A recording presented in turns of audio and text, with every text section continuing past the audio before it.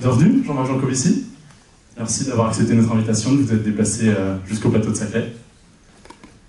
Diplômé de Polytechnique et de Télécom en 1986, vous avez choisi le changement climatique comme combat, et plus particulièrement celui de la transition énergétique. En 2004, vous lancez en collaboration avec l'ADEME le bilan carbone, et ce pour évaluer l'impact des entreprises, mais aussi celui des particuliers. D'abord consultant indépendant, vous accompagnez des entreprises désireuses de réduire leur empreinte carbone. Face à la montée en puissance du sujet, vous décidez ensuite de changer d'échelle en confondant en 2007 le cabinet de conseil en climat et énergie Carbone 4. Votre combat ne s'arrête pas là. Vous fondez en 2010 l'association The Shift Project, que vous présidez depuis. Face aux contraintes imposées par le dérèglement climatique, la raréfaction des combustibles fossiles, dont le pétrole qui est importé à 99% en France, et la mise en péril de la biodiversité, l'association, forte de 30 000 shifters, vous se veut force de proposition pour décarboner la France en collaboration avec nombre d'acteurs de la société civile. Le Monde sans fin, c'est le titre de votre bande dessinée, coécrite avec Christophe Blain, qui dépassait le 1 million d'exemplaires vendus il y a 1 an. Vous y explorez sans tabou les grands enjeux actuels, le climat, l'énergie, la surpopulation, et aussi des sujets plus explosifs comme le nucléaire. Vous y vulgarisez des phénomènes complexes tels que la superposition des énergies, le tout étant parfaitement illustré par les dessins de Christophe Blain. Vous y exposez également votre vision de l'avenir des économies occidentales, en soulignant comment les limites physiques de notre planète finiront par rattraper les ambitions de grandeur sans fin de nos sociétés. Selon vous, la décroissance est une fatalité, mais pas une fin en soi, puisqu'un choix idéologique, c'est un nouvel avenir à repenser, et auquel il faut se préparer sans tarder, si on veut éviter la chute sans fin. Faire consensus, c'est ce qui anime le Shift Project à l'approche de la prochaine élection présidentielle. Sans porter de candidat, l'association entend remettre l'urgence climatique au cœur du débat public. Pour cela, l'association a lancé une campagne de crowdfunding, Décarbonons la France. L'objectif initial, récolter au moins 1 million d'euros, a déjà été atteint. Cette campagne doit permettre de formuler des propositions concrètes pour décarboner la France, tout en répondant aux besoins de tous, et non de seulement quelques-uns.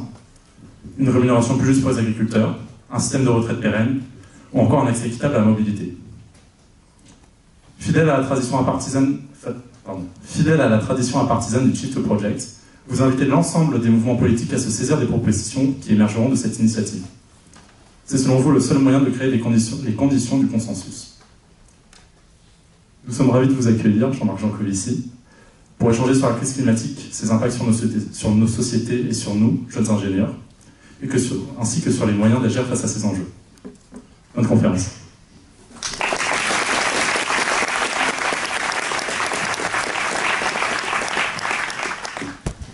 Bonjour monsieur, et merci d'avoir accepté notre invitation aujourd'hui, et merci à Yann pour cette présentation.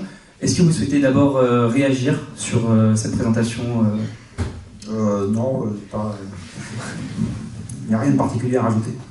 Très bien, parfait. Donc on va commencer avec une première question, avec un premier thème. Donc on va parler de la décroissance, décroissance physique et le rôle du gouvernement pour lutter justement contre cette décroissance. Donc ma première question, c'est lié à la raréfaction des énergies fossiles, notamment le pétrole, va causer une décroissance certes du PIB peut-être, mais bien que ça reste une valorisation conventionnelle, mais surtout ce que vous appelez une décroissance des flux physiques. Comment va-t-elle se manifester et comment s'y préparer Alors, la question de l'approvisionnement en combustible fossile est une question difficile parce que, j'ai envie de dire, aux deux bouts du flux de transformation de combustible fossile en CO2 qui alimente la société qu'on appelle thermo-industrielle, il y a un débat qui est aujourd'hui très bien documenté, qui est le débat sur le réchauffement climatique. Vous aurez probablement dans cette école des cours sur la question du réchauffement climatique. On vous apprendra probablement ce que c'est qu'un gaz à effet de serre. Si vous n'avez pas fait un peu de mécanique quantique, ça vous permettra d'en faire. L'information l'information qui permet de discuter du problème, elle est très largement publique parce qu'elle procède de la recherche de laboratoire dans tout un tas de spécialités, physique, chimie, etc., qui sont de la recherche publique. Et par ailleurs, ce qui fait la carrière d'un chercheur, c'est de publier, dit autrement, de raconter ce qu'il sait. Donc l'information est sur la table. Alors il faut se palucher les rapports du GIEC, 3000 pages, mais l'information est sur la table, elle est plus ou moins bien portée dans le débat public, elle existe. Le débat sur ce qu'il reste comme pétrole, gaz et charbon et minerais divers sous terre est un débat qui se fait entièrement sur base de données privées, non publiques, parce que les seuls à savoir ce qu'il y a dans les gisements, c'est les opérateurs des gisements. Alors des fois, les opérateurs des gisements sont des États, par exemple en Iran, en Irak, aux Émirats Arabes Unis, etc. C'est l'État qui est propriétaire des gisements. Enfin, l'État n'est pas nécessairement beaucoup plus transparent que d'autres exploitants de gisements. Et donc, pour savoir ce qu'il peut y avoir à l'avenir, indépendamment de toute contrainte climatique, comme pétrole, gaz et charbon disponibles, en fait, il faut cuisiner des gens qui savent entre la poire et le fromage, une fois qu'ils ont un coup dans le nez, pendant quelques années, avant de commencer à arriver à se faire une opinion. C'est long, c'est très long. Et comme l'information ne relève pas du domaine public, il y a extrêmement peu de débats sur ces sujets-là dans l'espace public. Pas plus tard que ce matin, j'ai fait une intervention auprès d'élus locaux. Il y avait, juste à côté de moi, le président de l'agglomération de Toulouse, enfin de l'intercommunalité de Toulouse, qui est aussi le maire de Toulouse, qui m'a vu projeter un graphique dans lequel je montre un travail qu'on a fait au Ship Project sur les perspectives d'approvisionnement en pétrole de l'Europe sous seule contrainte géologique. On oublie le climat, on regarde simplement ce qui peut se passer à cause du fait que le pétrole est une ressource épuisable et que vous avez tous démontré ce petit théorème de Maths qui dit que quand on tape dans une ressource qui est donnée une fois pour toutes, l'extraction fait ça au cours du temps. Il a répété 4 fois après mon intervention, mais en gros, comment ça se fait que ce ne soit pas dans le débat public? Comment ça se fait que ce ne soit pas dans le débat public? Donc il y a un vrai sujet je ne sais pas si je dois dire de transparence, d'accès, du fait que les données ne sont pas sur la table. Alors, au Ship Project, on a fait un travail sur la question, mais enfin, on a fait ce travail parce que depuis longtemps, on connaissait déjà le résultat, j'ai envie de dire. Moi, depuis 20 ans que j'entends parler du pétrole et que je cuisine des gens, on m'a toujours dit, le pic de production, ça sera 2020, plus ou moins 5 ans, à 100 millions de barils jour, plus ou moins 5. À date, il a été en 2018. Bon, donc pour le moment, j'ai envie de dire, on est à peu près on track. Après, il y a pétrole et pétrole. Si on regarde ce qui se passe pour l'Europe, en fait, il y a eu 2 temps dans cette offre pétrolière. Il y a eu un premier temps où, en 2008, la production mondiale de pétrole, hors pétrole dit de schiste aux États-Unis, qui est en fait du pétrole de roche-mer, c'est-à-dire c'est du pétrole qui a été formé dans la roche-mer et qui n'en est jamais sorti, tout simplement parce que la roche-mer n'était pas assez perméable et pas assez poreuse. Et donc c'est pour ça qu'on a besoin de fracturer pour recréer de la perméabilité, pour faire circuler le pétrole et le faire sortir.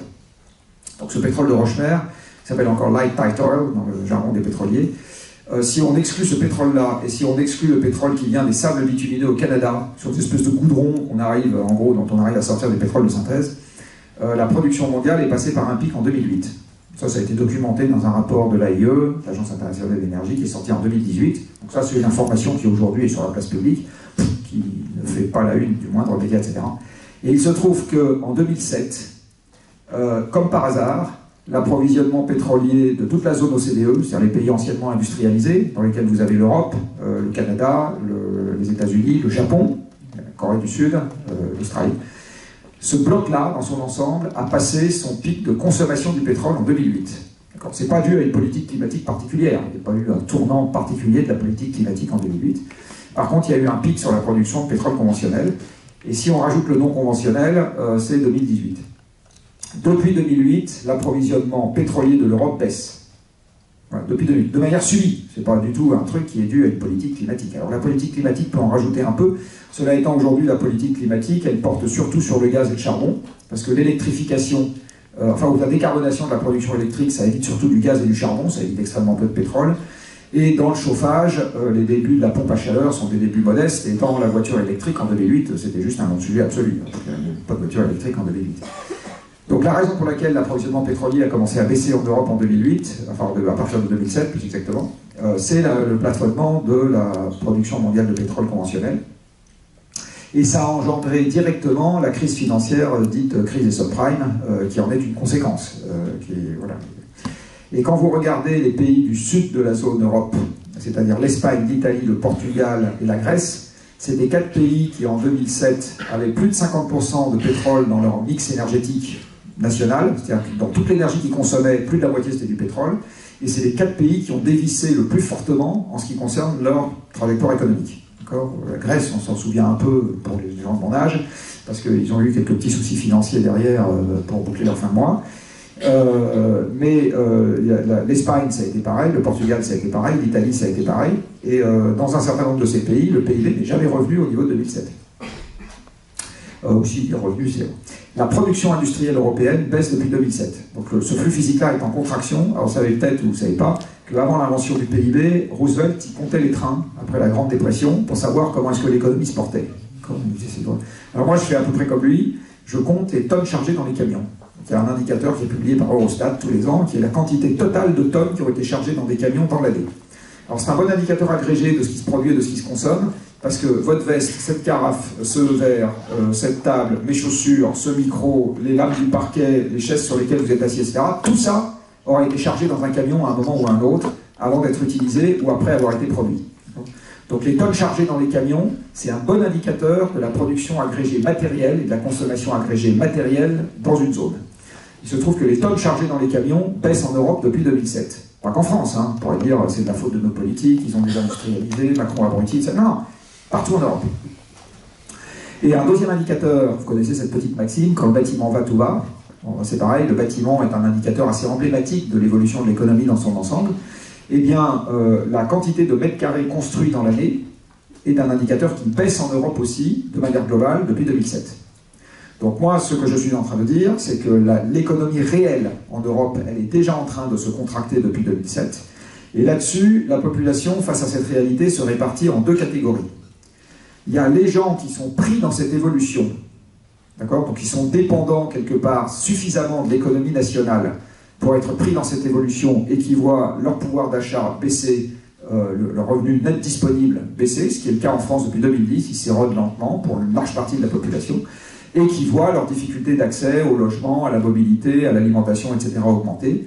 Et puis les 20% de gens qui sont toujours des gagnants de la mondialisation, dont vous et moi on fait partie, parce qu'on travaille pour des grandes multinationales ou pour des fournisseurs de grandes multinationales, etc. En Carbone 4 travaille pour des grandes boîtes qui sont toutes des multinationales en pratique. Donc moi je fais partie des gagnants de la mondialisation, même si je voudrais décarboner, etc. La réalité c'est que j'en fais partie. Et les gens qui sont dans cette salle font partie également des gagnants de la mondialisation, ou vous en ferez partie. Et comme l'économie mondiale, elle est toujours en croissance vraie, avec une énergie qui est toujours en croissance vraie, les revenus des gens qui font partie de cette partie-là de la population, eux, ils augmentent. D'où un écart qui va croissant, la situation politique que vous connaissez, etc.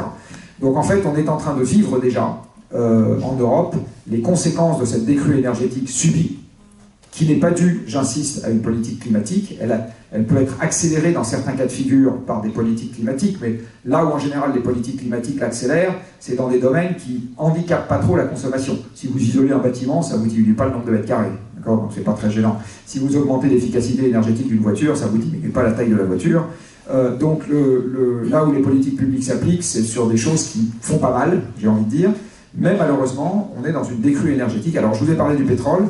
Le gaz en Europe est passé par son pic en 2005, tout simplement parce que le gaz étant gazeux, ça ne nous aura pas échappé, il contient 1000 fois moins d'énergie par mètre cube ou par litre, peu importe, à température et pression ambiante. Dans un litre de pétrole qui est liquide, vous avez à peu près 10 kWh. Dans un mètre cube de pétrole, vous avez donc 10 MWh. Dans un mètre cube de gaz, vous avez 10 kWh. Donc vous avez 1000 fois moins. Donc le gaz étant beaucoup moins dense énergétiquement que le pétrole, son transport est une opération plus compliquée et énergétiquement plus coûteuse.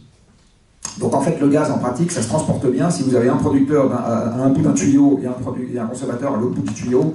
Donc vous faites un pipeline avec les Russes d'un côté et nous de l'autre, ça marche bien. Jusqu'au jour où on se fâche avec les Russes, mais sinon tant on se fâche pas avec les Russes, ça marche bien.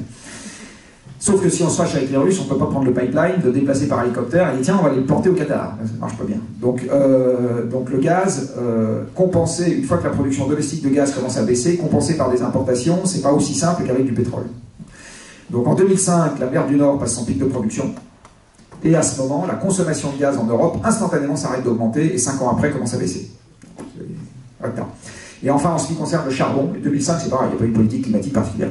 Et en ce qui concerne le charbon, le pic de production en Europe était aux alentours des années 80, et il y a certains pays européens pour lesquels c'était bien avant, pour la Grande-Bretagne c'était 1913, pic de production du charbon. Donc ce que je dis, c'est que si vous ajoutez charbon, pétrole, gaz, on est à 75% de l'énergie qu'on consomme en Europe, les trois baissent pour des raisons subies, Hein. Et donc on est déjà dans cette contraction physique. Voilà. Alors, est-ce que ça fait de moi un partisan de la décroissance? Non. Avoir moins, c'est jamais rigolo. Si je vous dis, là, ce qui compte en sport, c'est de courir de plus en plus vite, je vais vous chronométrer tous les jours, puis un jour je vous dis, non, non, maintenant, on change les règles du jeu, ce qui va compter, c'est de courir de moins en moins vite. Donc, j'ai pas envie, pas la bonne. Vous chantez de mieux en mieux, puis un jour je vous dis, ah non, maintenant la règle, c'est que vous allez décroître dans la chanson, vous allez chanter de plus en plus mal. Vous n'allez pas aimer. Donc, en fait, la décroissance, vendre la décroissance en tant que telle, c'est très dur. Voilà. Ce qu'on peut faire de mieux, c'est l'accepter en nous occupant d'autre chose, j'ai envie de dire, c'est-à-dire aller fixer notre regard ailleurs, et il y a quand même une partie de choses qu'on peut abandonner sans que ce soit des abandons, ou chacun ça va être des échanges. On a moins de ça, plus de ça, et globalement ça peut nous aller. Après, il va y avoir un point dur. Le moment où il faudra passer de 40 mètres carrés habitables par personne à 5, ça on ne va pas aimer. Mais pour le moment, on n'en est pas là. Mais de fait, les flux en Europe, physiques, ont vraiment commencé à diminuer. Alors et on ne comprend pas bien ça, parce qu'on a un PIB, fait par vos anciens ici, tiens, je vais vous sortir une anecdote sur vos anciens qui font le PIB, qui continue à augmenter. Si je vais vous sortir une anecdote. Vous savez probablement que le PIB se calcule en additionnant la valeur de tous les biens et services qui sont disponibles à la consommation finale une année donnée dans un pays. Normalement, dans cette école, vous savez ça. Est-ce que vous savez combien il y a de biens qui sont disponibles à la consommation finale en France? Si vous êtes assez riche pour vous acheter un yacht et un jet privé, parce que ça fait partie des biens disponibles, vous pouvez vous acheter combien de biens? Combien? Bon, je triche un peu, hein, je compte les différents coloris de foulard comme des biens différents. Mais quand même, combien? 1 milliard. Et je ne compte pas les services là-dedans, hein, juste les biens. Alors à l'INSEE, vous avez 10 personnes qui sont en charge de la correction de l'inflation dans le calcul du PIB. Alors j'ai fait un petit calcul, j'espère qu'il est correct. À supposer que ces gens-là ne mangent pas, ne dorment pas, ne partent jamais en vacances, n'aillent pas pisser, etc., ils ont moins d'une seconde par bien qu'il faut corriger de l'inflation. D'accord? Donc votre paire de lunettes qui sera connectée l'année prochaine et qui coûtera plus cher, est-ce que c'est une paire de lunettes différente? Et ils ont moins d'une seconde pour répondre à la question. Et puis après, une paire de ciseaux, qui est d'une couleur différente, un peu plus longue, qui coupe un peu mieux, et qui est un peu... Est-ce qu'elle... Pareil, moins d'une seconde. C'est évident que, en fait, on ne sait pas répondre à la question. Donc on utilise des proxys dans tous les sens, et les proxys sont juste ou faux, on n'en sait rien. Et puis en plus, notre économie, ils sont conventionnels, quoi. En plus, notre économie est maintenant dominée par les services. Alors, vous payez les services de Jean Covici une année donnée, ça vous coûte 30 000 €. L'année d'après, Jean Covici ayant du succès, parce qu'il a vendu plein d'albums, il dit, non, maintenant, c'est pas 30 000, c'est 35 000. C'est de l'inflation ou c'est de la hausse de valeur ajoutée? Bon. Alors, dans une économie qui est dominée par les services, en fait, c'est ce qu'on veut. On peut très bien dire, bah, écoutez, Jean Covici, il a toujours les mêmes neurones, il parle toujours aussi mal, il raconte toujours les mêmes conneries, je ne vois pas pourquoi c'est à 35 000, non, il y a 5 000 balles d'inflation là-dedans, allez, pof, je le compte à 30 000. Il y a également tout un sujet sur l'immobilier, il y a tout un sujet sur la production de crédit bancaire. Si le prix de l'immobilier augmente, la production de crédit augmente, mais on ne déflate pas ça, enfin bon, bref. Donc, en fait, le PIB aujourd'hui, c'est devenu tellement conventionnel que ça ne représente plus grand-chose. Moi, j'ai envie de revenir à l'économie réelle. L'économie réelle, c'est que les gens habitent dans des mètres carrés, ont des heures de cinéma, ont des kilos de nourriture, etc. Donc je compte les tonnes dans les camions, ça me va bien. Et si je compte les tonnes dans les camions, nous sommes en récession depuis 15 ans. Voilà. Et récession larvée. Et ça explique très bien le paysage politique, les difficultés économiques qu'on commence à avoir, etc. C'est parfaitement cohérent. Alors c'est pas une bonne nouvelle pour vous, mais ça veut dire que, à mon sens, il est urgent de comprendre ce qui est en train de se passer, et pour le moment, on n'y est pas encore. Alors justement, pour accompagner cette décroissance, quelle posture doit adopter l'État face aux citoyens et aux entreprises? Et est-ce que nos régimes politiques actuels sont suffisamment robustes pour cela? Alors c'est une excellente question et je ne sais pas. Je le souhaite, j'espère que ça sera robuste, j'espère qu'on sera capable de gérer ça dans la joie et la bonne humeur. Pour le moment, on n'en prend pas le chemin.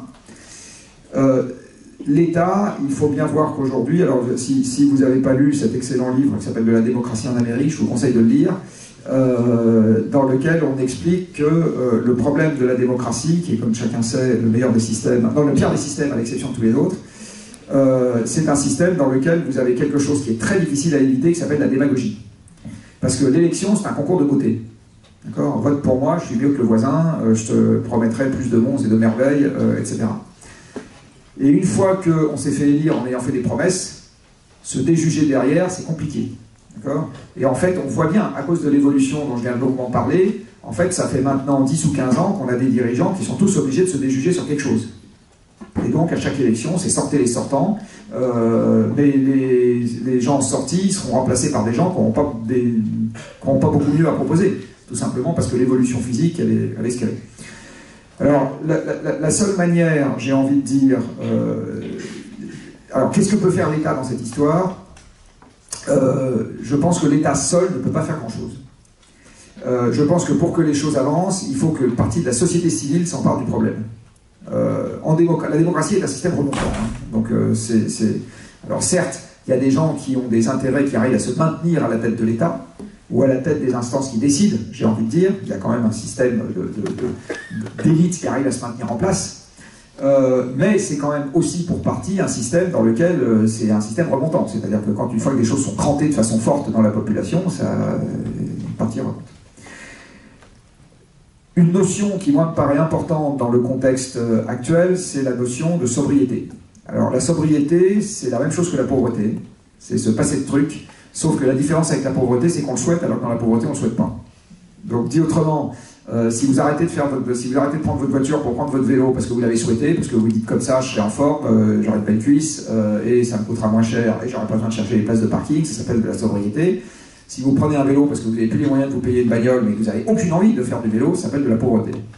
Donc la différence est importante parce que dans un cas, vous avez l'impression de maîtriser ce qui vous arrive, de l'avoir choisi. Dans l'autre cas, vous avez l'impression de ne pas avoir choisi, et les gens n'aiment pas ne pas choisir. Donc ce qu'il faut faire, me semble-t-il, face à cette contraction des flux physiques, c'est arriver à développer une culture de la sobriété, ce que dans l'ancien temps, on appelle tout simplement une culture de bon père de famille ou bonne mère de famille et d'économie. C'est-à-dire on économisait, on faisait gaffe. Alors il y a des trucs pas drôles dans l'ancien temps, hein, je vous l'accorde. Hein. Mais c'est un peu ça qu'il faut chercher à développer. Ça va être difficile de le vendre simplement sur l'économie elle-même. Il faut arriver à le vendre sur les co-bénéfices de l'économie, parce que de temps en temps, il y en a. Alors je vais vous donner quelques exemples idiots. À partir du moment où vous avez un logement qui est mieux isolé, et donc qui consomme moins d'énergie, sa valeur patrimoniale augmente. Là, vous avez un co-bénéfice, vous avez une incitation directe à le faire. Je vous parlais tout à l'heure des modes actifs. Si vous arrivez à faire moins de voitures pour faire plus de modes actifs, vélo, marche, même les transports en commun sont un peu des modes actifs. Hein. Moi, il y a quelque chose qui me frappe, c'est que dans le métro parisien, vous voyez très peu de gens en surpoids. Tout simplement, bah oui, il faut marcher, monter des escaliers, descendre des escaliers, ça, vous en avez très peu. Donc il y a un bénéfice lié à ça, et il faut arriver à vendre le bénéfice, j'ai envie de dire, presque comme motivation principale d'avoir un comportement sobre. Pareil en ce qui concerne les achats, là on n'y est pas, hein, je ne sais pas si vous savez, mais Shine et Temu aujourd'hui, ça fait un quart du volume d'activité de Colissimo. Juste Shine et Temu. Hein, voilà, je ne sais pas s'il y a des gens qui vont regarder leurs pieds là, dans la salle, quand je dis ça.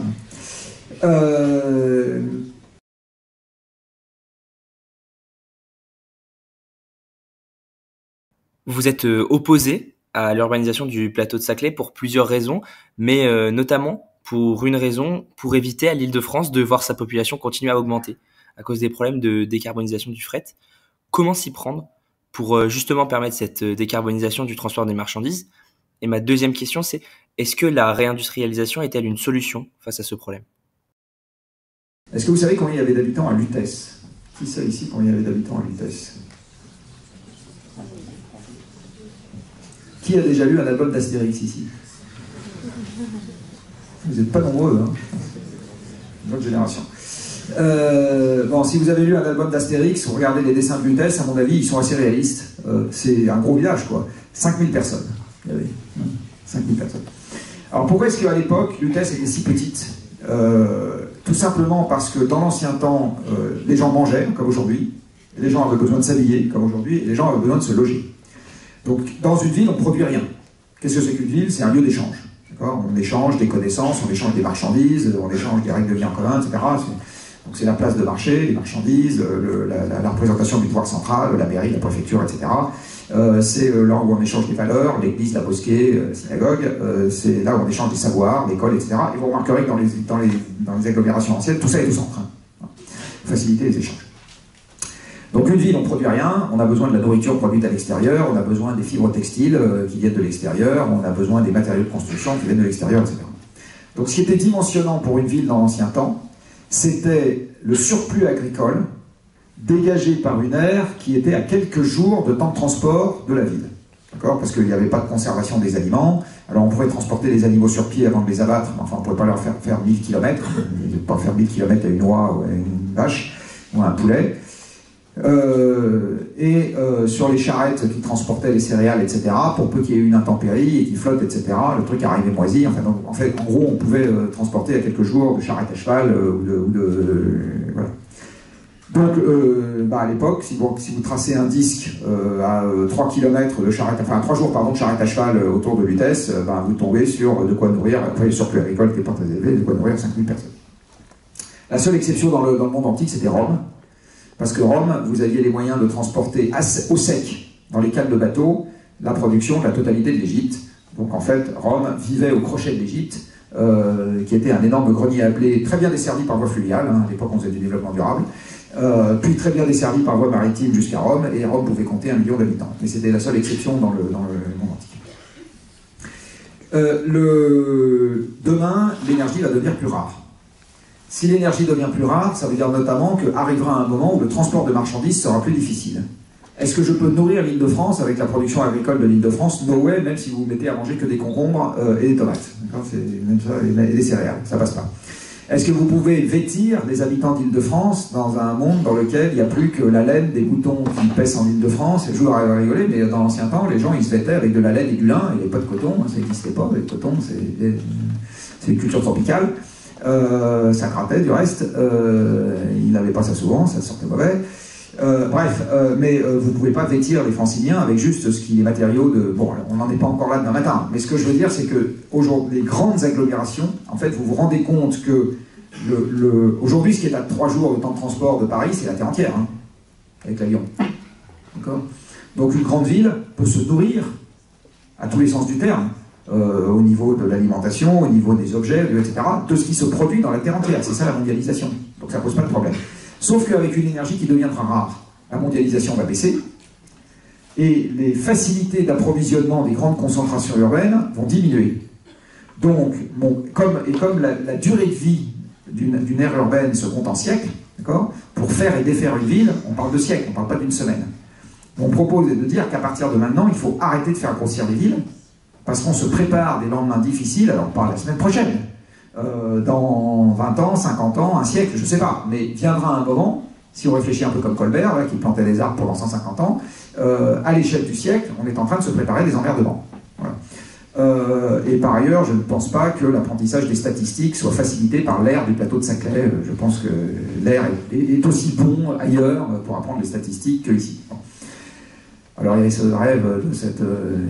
en fait, on a fait tout ça à cause du classement de Shanghai, là, on a mis tout le monde au même endroit, on a dit comme ça, ça sera mieux. Bon, okay. Paraît être une raison discutable. Qu'est-ce que je veux dire ? Donc ce qui est en train de se passer avec l'urbanisation du plateau de Saclay, c'est qu'on augmente la taille d'une aire urbaine qui va causer de plus en plus de problèmes pour être soutenable dans un temps qui sera, j'ai envie de dire, avant la fin de votre vie. Bon. C'est pour ça que je pense que c'est pas une bonne idée. Voilà. C'est pas parce que je suis particulièrement opposé à je sais pas quoi. Accessoirement, les terres agricoles de ce plateau sont, c'est un agriculteur qui m'a dit ça, même pas un bio, hein, parmi les meilleures terres à blé d'Europe. Bon, donc peut-être qu'on peut construire ailleurs que sur les meilleures terres agricoles d'Europe, j'en sais rien, très accessoirement. Alors le fret, une fois que j'ai dit ça. Aujourd'hui, dans l'électrification des moyens de transport, ou exactement dans la décarbonation des moyens de transport, tout le monde a les yeux rivés sur la voiture. Pourquoi ? Parce que les conducteurs de voitures votent, alors que les marchandises dans les caisses de camions ne votent pas. Et il y a beaucoup moins de chauffeurs de camions qu'il y a de gens qui conduisent une bagnole. Donc on a commencé par s'intéresser en priorité à l'électrification des transports de personnes. Alors je pense que c'est une erreur, je pense qu'il faut s'intéresser d'abord à l'électrification des transports de marchandises, parce qu'aujourd'hui il faut savoir que si je supprime demain matin les camions, vous mourrez de faim et moi aussi. D'accord ? Le camion c'est devenu le globule rouge de l'économie. Je vous disais tout à l'heure, tout objet est passé par une caisse de camion dans cette salle.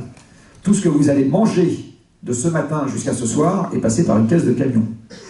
Tout. D'accord ? Donc si plus de pétrole, plus de camions, on a un vrai problème. Donc c'est beaucoup plus urgent d'électrifier le transport de marchandises que d'électrifier le transport de personnes. Si demain matin, dans ce pays, je divise la quantité de voitures par 2, c'est même pas mal. J'insiste, même pas mal. Vous diviserez par 2 la quantité de bagnoles qui sont garées à l'extérieur, là, et les gens s'arrangeront avec leurs voisins pour venir à 2 par bagnole. Même pas mal, d'accord ? Ils râleront un peu, c'est quand même pas... Mais, enfin, je veux dire, ça n'empêchera absolument pas le pays de tourner. Non. Alors que si demain matin, je divise la quantité de camions par 2, vous allez me sentir passer. Au moment du Covid, on l'a un peu senti passer. Donc, il faut savoir toujours, pour parler de la bouffe, qu'en France, vous avez entre 1 camion sur 3 et 1 camion sur 4 qui transportent quelque chose qui se mange. Donc la part de l'alimentation dans le fret est quelque chose d'extrêmement élevé. Et même si on se passe de Shine et Temu, ce qui ne me paraît pas être une mauvaise idée, on a encore besoin de camions.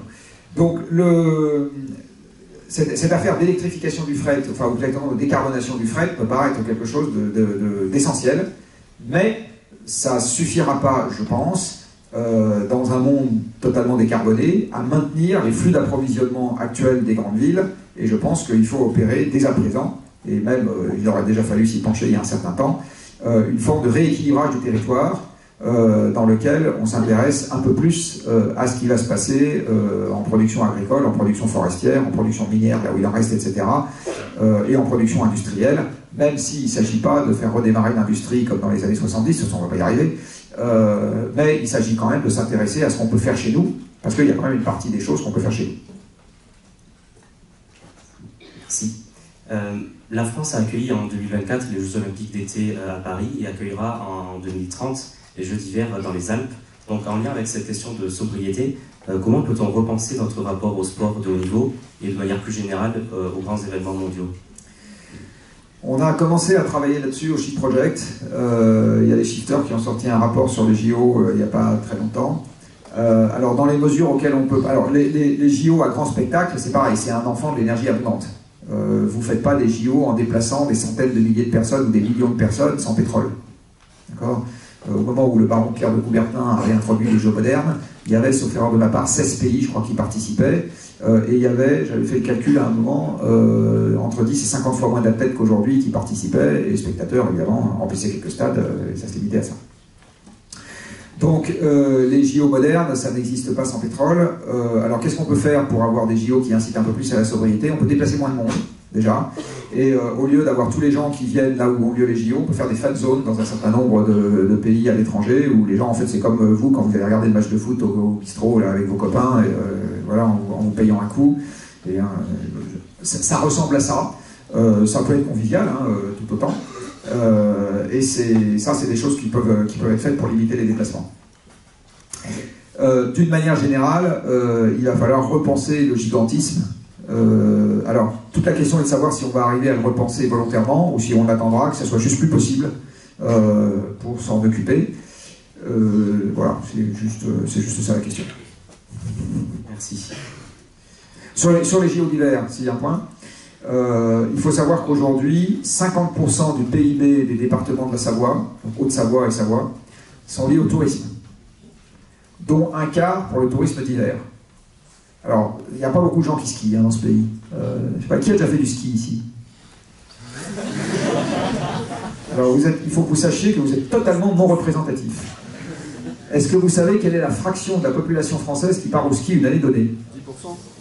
Pas loin, c'est une valeur de grandeur. 4%. Alors vous avez 8% des gens qui partent à la montagne l'hiver, mais il y en a 1 sur 2 qui ne skient pas. Donc 4% des gens font du ski une année donnée dans ce pays. Enfin, il n'empêche que ça fait quand même vivre aujourd'hui des départements. Alors la question c'est, est-ce qu'on doit continuer à équiper en infrastructure adaptée à des sports d'hiver ces endroits-là et à les encourager ou pas? C'est une question. Moi je pense que c'est pas sûr. Alors ce qui est en train de se passer aujourd'hui, c'est intéressant du reste, depuis 2007, il y a un autre indicateur physique qui décroît, c'est le nombre de journées skieurs. Marrant, hein? C'est-à-dire que si je prends le nombre de gens qui partent au ski fois le nombre de jours où ils skient, c'est ça les journées skieurs, hein, eh bien cet indicateur-là baisse depuis 2007 dans les stations françaises. Pour autant, le chiffre d'affaires des stations françaises augmente. Pourquoi? Parce qu'en fait, ça concentre de plus en plus une clientèle haut de gamme, donc des Russes, des Américains, des Qataris, je sais pas quoi, et des Français riches, qui vont skier à Courchevel ou à La Plagne et machin, pendant que Villard-de-Lans fait de moins bonnes affaires, mais ça c'est pas grave parce que c'est une petite station. Avec des prix à la journée skieur qui augmentent, un immobilier qui devient de plus en plus luxueux. Je ne sais pas si vous le savez, mais aujourd'hui à Val d'Isère, le prix du mètre carré c'est supérieur à celui de Paris. Je vous vois lever les yeux au ciel. Vous aviez l'intention d'acheter à Val d'Isère? Non. Alors c'est pas grave, du coup le problème ne vous concerne pas. Mais c'est ce qui est en train de se passer. Donc en fait, qu'est-ce que je veux dire? Donc en fait, c'est ça. Ça consomme. Est-ce que les JO, qui sont censés être un événement populaire, sont utiles pour donner, j'ai envie de dire, est-ce que ça permet de renforcer le côté populaire de l'activité des sports d'hiver? Aujourd'hui, non, c'est l'inverse qui est en train de se passer. Est-ce que c'est pertinent d'équiper en infrastructures qui vont durer 50 ans alors que la neige est en train de baisser, l'enneigement est en train de baisser? Ça se discute. Voilà, donc moi je pense que c'est des débats intéressants, tout ça, sans solution évidente. Il n'y a pas de solution évidente pour cette affaire. Mais la question se pose quand même de savoir si on aurait dû chercher à les organiser. Merci. On va parler maintenant du rôle des outils économiques dans la transition écologique. Vous avez un temps défendu la taxe carbone, puis vous avez changé entre guillemets de position au fil du temps. Qu'est-ce qui a motivé ce changement? Et aujourd'hui, quel rôle vous attribuez à la taxe carbone et plus généralement aux outils fiscaux dans la transition? J'avais effectivement, il y a maintenant quasiment 20 ans, fait une déclaration d'amour à la taxe carbone dans un livre qui s'appelait « Le plein s'il vous plaît ». Alors le plein s'il vous plaît, ça ne veut rien dire. Est-ce que ça dit quelque chose aux gens dans cette salle, cette expression? Non, strictement rien. Alors ça date de l'époque où les appareils de lecture de cartes bleues, enfin de cartes bancaires, n'avaient pas remplacé les pompistes. Donc vous alliez à la pompe à essence et vous n'aviez pas affaire à un automate, vous aviez affaire à un être humain, avec 2 bras, 2 jambes, etc. Et la personne, un être humain, en général un type revêche avec un mégot au bec, non il n'y a pas de mégot au bec, c'est interdit de fumer dans les stations-service, avec un air pas toujours très aimable, arrivait à côté de la voiture et vous disait « je vous en mets combien ?» Voilà. Et quand vous vouliez qu'il fasse le plein, vous lui disiez « le plein s'il vous plaît ». Voilà, c'était une expression qu'on entendait dans toutes les pompes à essence à l'époque. Et donc c'était le titre du bouquin, voilà, parce qu'on parlait d'énergie, donc on avait trouvé ça marrant comme titre. Et dans ce titre, on expliquait qu'effectivement, on avait un problème avec les énergies fossiles, puisqu'elles étaient en train de dérégler le climat, et donc il y avait une solution très simple, c'était que les rendre plus chères. C'est à partir du moment où on limite l'accès par un renchérissement du prix, ça marche très bien. Et du reste, il y a un domaine dans lequel ça a très bien marché, cette affaire-là, c'est la dieselisation du parc automobile français. Pendant des décennies, on a moins fiscalisé le diesel que l'essence dans ce pays. Alors, je ne sais pas exactement pourquoi on a fait ça, j'ai pas eu le temps de chercher, jamais. J'ai une hypothèse, qui est qu'au moment où le fuel a commencé à sortir du chauffage après les chocs pétroliers, on s'est retrouvé avec trop de fuel sur les bras, et comme quand vous raffinez du pétrole, vous ne pouvez pas choisir à la carte ce que vous allez sortir, ça vous sort toujours une fraction de fuel, une fraction d'essence, une fraction de kérosène, une fraction de bitume, une fraction de nafta, enfin, vous ne pouvez pas dire « moi je veux de l'essence » et c'est comme ça. Les raffineurs se sont retrouvés avec plein de fuel sur les bras, sauf que le fuel et le diesel c'est pareil. C'est le même produit, hein, c'est les mêmes molécules, fuel domestique et diesel. Et donc je pense que ils ont été, que c'est ce qui se passe toujours avec les industriels quand ils ont un problème, ils vont voir l'État en disant ce serait quand même bien d'arranger la fiscalité là pour que ça, voilà. Et du coup le diesel s'est retrouvé moins taxé que l'essence. C'est mon hypothèse, je n'ai pas été vérifié mais c'est mon hypothèse.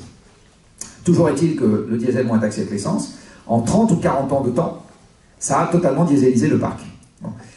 Donc, fort de cette observation, et fort d'une autre observation qui était que dans les pays dans lesquels le prix de l'essence à la pompe était cher depuis longtemps, parce que les pays avaient commencé leur histoire comme consommateurs, comme importateurs de pétrole, donc tous les pays qui ont commencé leur histoire de la mobilité automobile comme importateurs de pétrole ont des carburants fortement taxés.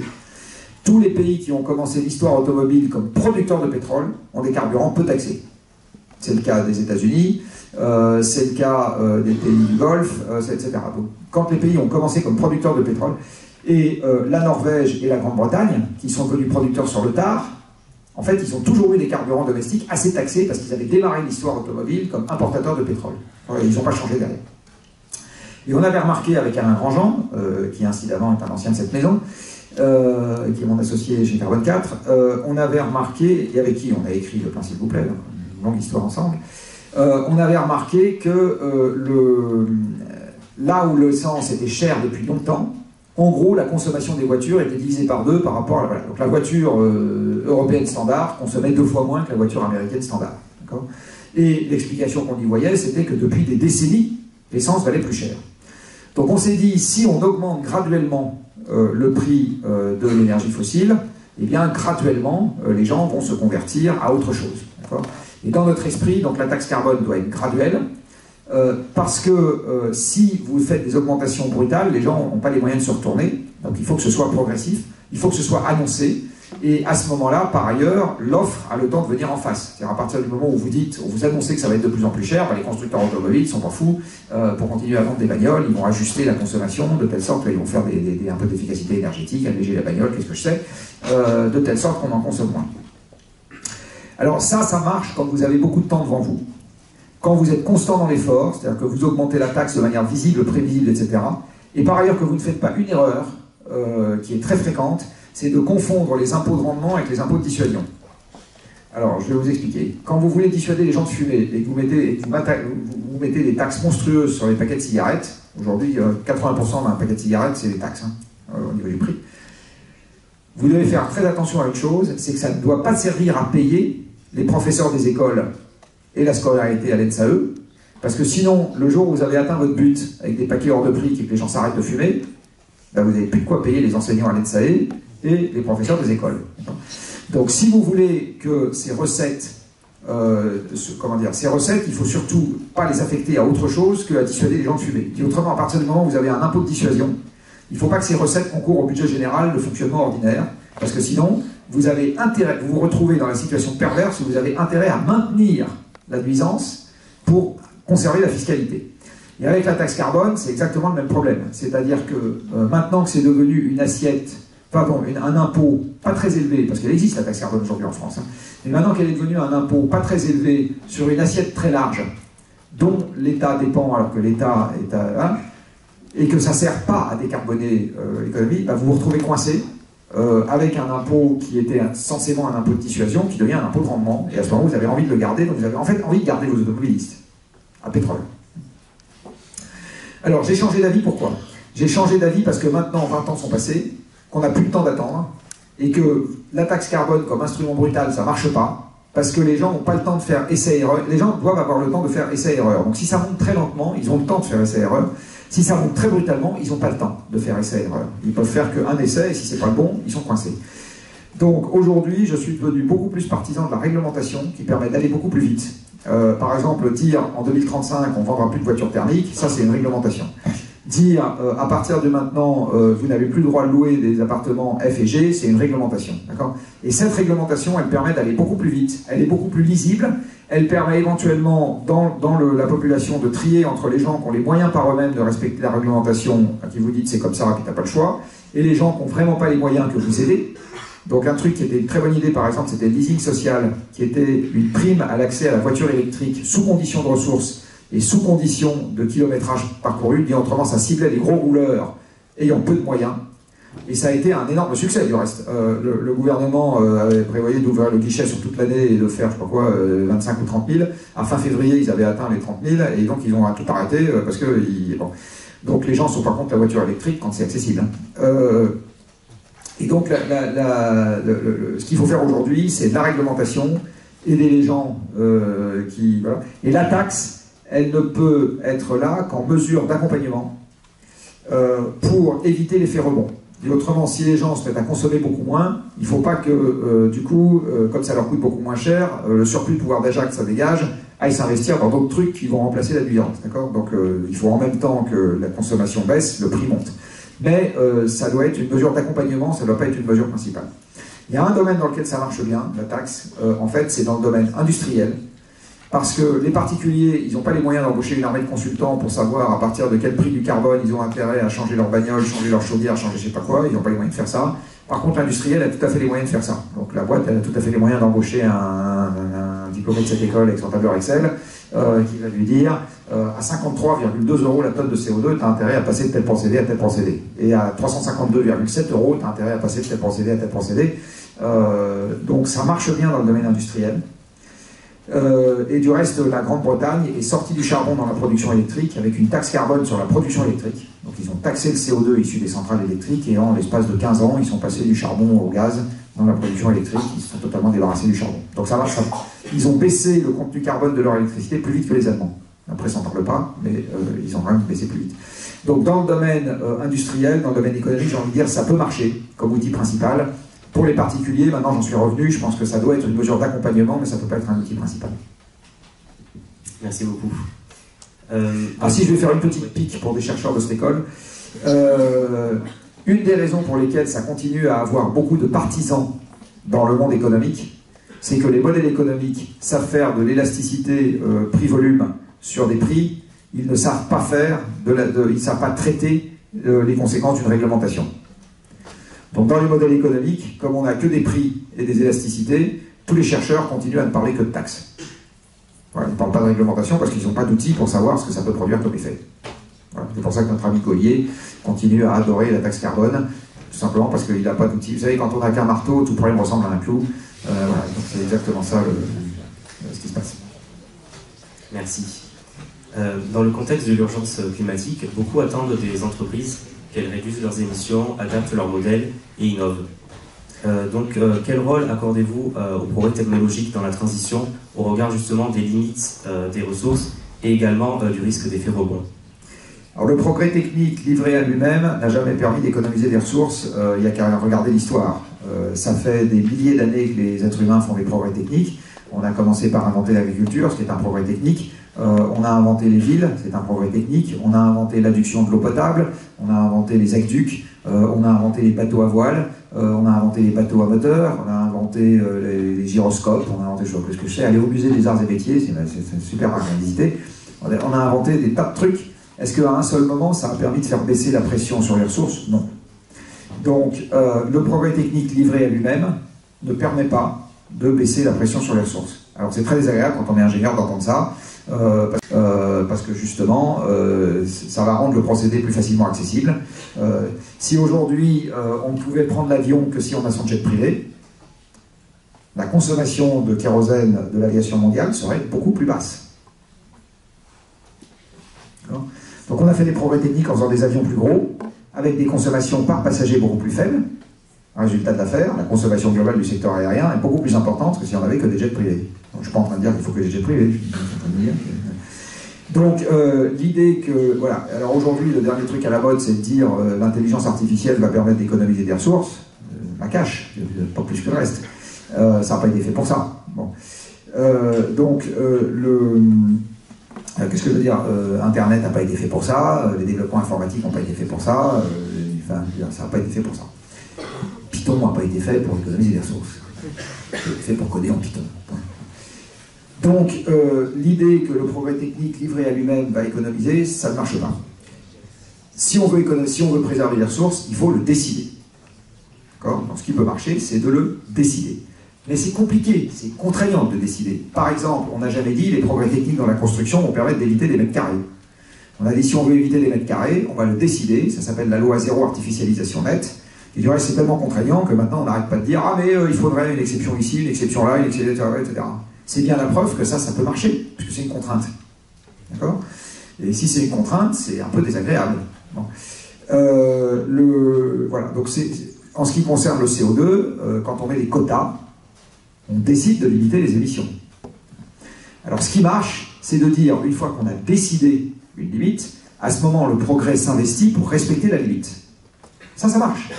Donc dire qu'on a une politique de limitation des pressions sur les limites planétaires, enfin sur le fait que le monde est fini, ça n'empêche pas du tout le progrès et la créativité.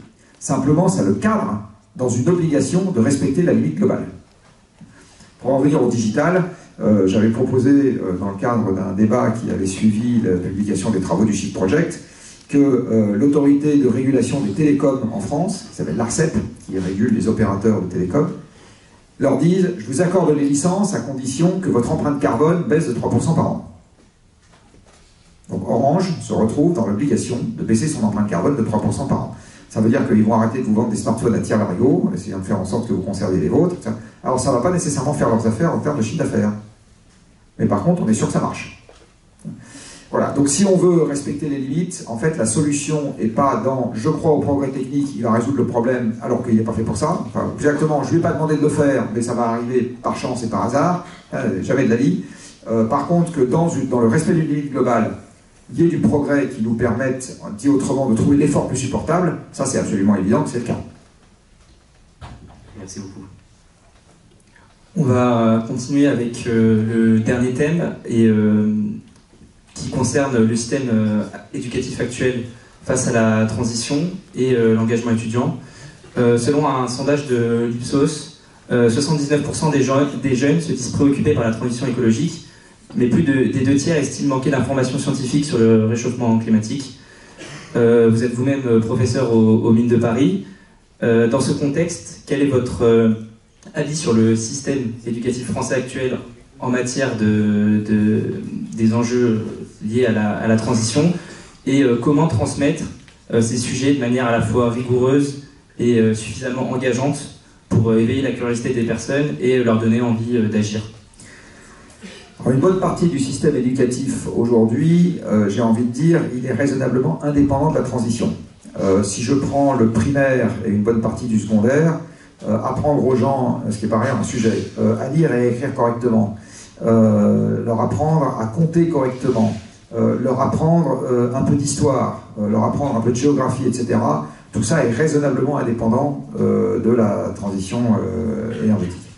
Après, ce qui commence à ne plus être indépendant, c'est de la vulgarisation scientifique, j'ai envie de dire, donc de l'acculturation à ce qu'est le monde, ce que dans le très ancien temps on appelait la leçon de choses, voilà, ce qui aujourd'hui est pour partie dans la géologie, la SVT, un peu la physique, un peu, etc. Ça, c'est quelque chose qui est important, j'ai envie de dire, mais c'est important en tant que tel, parce que c'est important de comprendre comment fonctionne le monde. C'est ça qui fait des citoyens un peu éclairés, des gens qui ont un peu de jugeote, etc. Le gros des enjeux, il va se retrouver plutôt dans les formations supérieures, après, et il y a des domaines dans lesquels c'est plus ou moins facile de changer les formations. Alors au Shift Project, on a travaillé sur ces questions-là, sur les formations du supérieur, et j'ai envie de dire, la réponse se subdivise en 2 parties. Est-ce qu'il y a des formations qui préparent spécifiquement à des métiers liés à la transition énergétique dans le supérieur? Alors, pour tout ce qui est BTS, DUT, et éventuellement, la réponse est oui. Il y en a une partie, voilà, on ne construit pas des éoliennes ou des bateaux exactement comme on construit des avions, mais il y a un tronc commun important. Dans tous les cas de figure, vous allez devoir apprendre ce que c'est que des matériaux, vous allez devoir apprendre ce que c'est qu'une résistance de matériaux, vous allez devoir apprendre ce que c'est qu'une utilité, je sais pas quoi. Enfin, il y a un certain nombre de trucs qui sont des troncs communs. Et aujourd'hui, du reste, pour faire des centrales nucléaires, EDF ira piquer les ingénieurs chez Safran. Donc il y a un corpus commun qui peut être très important. Et après, c'est une affaire j'ai envie de dire, de voix qu'on indique aux gens qui ont suivi la formation, qui fait qu'ils vont faire ce qu'ils vont faire.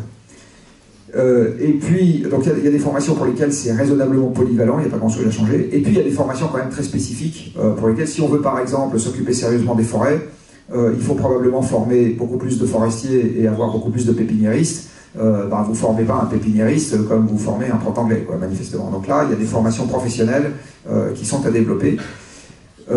D'une manière générale, les besoins futurs en emploi dans le cadre de la transition et donc les besoins en formation à développer, c'est aujourd'hui un sujet qui est extrêmement mal couvert par la puissance publique. Nous, on s'y est un peu aventuré au Shift Project, on a commencé à mettre timidement un bout d'orteil dans la piscine. C'est un sujet compliqué, parce que savoir ce que sera l'emploi dans ce pays dans 30 ans, pas simple, mais c'est un sujet qui aujourd'hui est très largement en déshérence. À l'époque, on avait commencé à travailler sur ce sujet. J'avais demandé par exemple aux syndicats, parce qu'on avait discuté avec les grandes centrales syndicales, s'il y avait des discussions qui étaient organisées par le ministère du Travail sur ce qu'on appelle en jargon pompeux dans ce domaine-là, la gestion prévisionnelle des compétences. Les grandes entreprises font tout ça, des gestions prévisionnelles des compétences. Est-ce que l'État faisait pareil? en se demandant de combien de soudeurs et de combien de jardiniers et de combien de paysagistes et de combien de forestiers et de combien de réparateurs de vélos, etc. on aurait besoin dans 30 ans, ou dans 20 ans, ou dans 10 ans. Réponse non. D'accord ? Donc un des gros angles morts de la puissance publique, c'est de se dire, suffit de mettre le pognon là où il va bien, d'accord ? On va mettre des milliards sur la rénovation, puis pof, comme par hasard, vont apparaître les plombiers, les électriciens, les maçons. Bah non, ça marche pas comme ça. Du reste, aujourd'hui, quand vous parlez aux gens du BTP pour savoir si les gens d'origine française bien blancs, ils ont envie d'aller dans le BTP, ils vous disent non. On n'a pas. Il manque 200 000 artisans dans le bâtiment aujourd'hui, si on veut tenir le rythme de la rénovation des logements qu'on s'est fixé. Bah, on les a pas. Voilà. Donc, il y a des vrais sujets là-dessus qui aujourd'hui... Alors, c'est pas juste un problème de formation, c'est aussi un problème de vocation, ça peut être un problème de statut, ça peut être un problème de... Par exemple, il y a des pays dans lesquels c'est beaucoup plus facile de diriger les gens vers des métiers manuels parce que vous avez une formation continue au cours de la vie qui vous permet d'accéder à des diplômes supérieurs. En Allemagne, par exemple, vous avez plein d'ingénieurs qui sont des ingénieurs sur le tas. Ils n'ont pas démarré leur vie professionnelle comme ingénieurs, ils sont devenus ingénieurs sur le tas. En France, c'est un peu moins le cas. On est plus aristocrate. Vous êtes ce que vous étiez à votre naissance, donc exactement à votre sortie d'études, puis après ça bouge pas trop. Donc voilà, c'est pas juste une affaire de formation, c'est une affaire plus large j'ai envie de dire, gestion des parcours professionnels. Et aujourd'hui, c'est vraiment un des très très gros angles morts de la question de la transition. Merci beaucoup. Comment notre audience, composée essentiellement de futurs ingénieurs, peut-elle s'engager efficacement dans la transition écologique et comment ne pas être découragé face au comportement de certains États ou de certaines entreprises? Alors, commencez par aller faire un stage en entreprise qui ne soit pas dans une banque.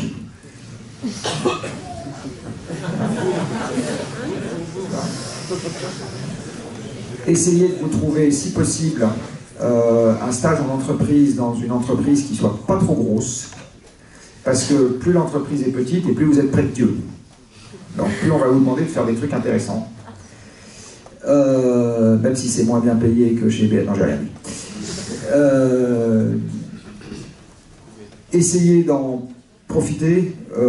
Voilà, ça c'est très concret. Au niveau du stage, voilà, je sais bien que dans les banques, on adore les gens qui savent faire des statistiques, mais des maths appliquées, mais si vous arrivez à faire autre chose, c'est bien.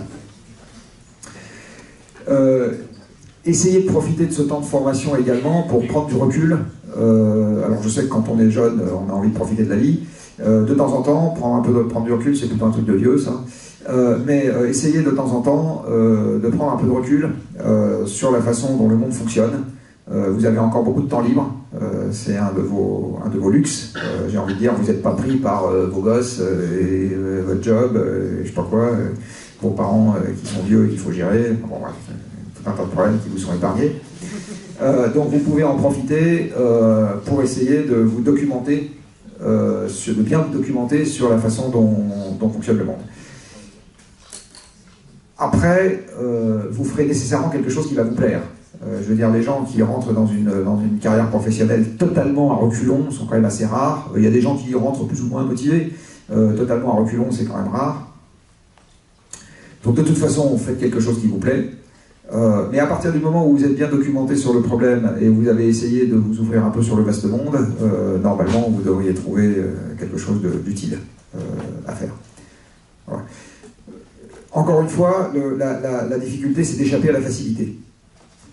Pas plus tard qu'il y a 2 jours, il y a peut-être quelques-uns dans cette salle, du reste, j'étais avec des X pour une séance de discussion sur comment s'organise la recherche des stages, comment s'organise le choix des spécialités d'options quand on est à l'X, et en fait, en quoi est-ce que ça vous pousse vers des carrières professionnelles sans qu'on le réalise. Donc à l'X, il y avait pas de gens qui choisissent les maths appliquées en se disant que ça préserve toutes les options, sauf qu'une fois que vous avez fait des maths apps, en fait, les options que ça préserve, c'est de faire de l'IA derrière et de la banque. Parce que c'est là que vous êtes le plus immédiatement opérationnel, et c'est là que, en fait, vous allez être naturellement poussé. Donc à l'X, il y a un quart de la promo, là maintenant, qui va toujours dans la banque et la finance. C'est un mouvement qui se fait naturellement. Voilà. Je pense que de faire un stage, encore une fois, dans quelque chose qui soit pas évident, une entreprise pas trop grosse, éventuellement pas dans une grande ville, etc.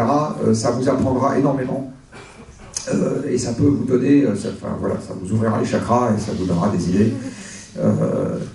À ce stade, je ne vais pas vous dire faites ceci et faites cela, ça n'aurait aucun sens. Donc vous allez faire de toute façon un truc qui va vous plaire.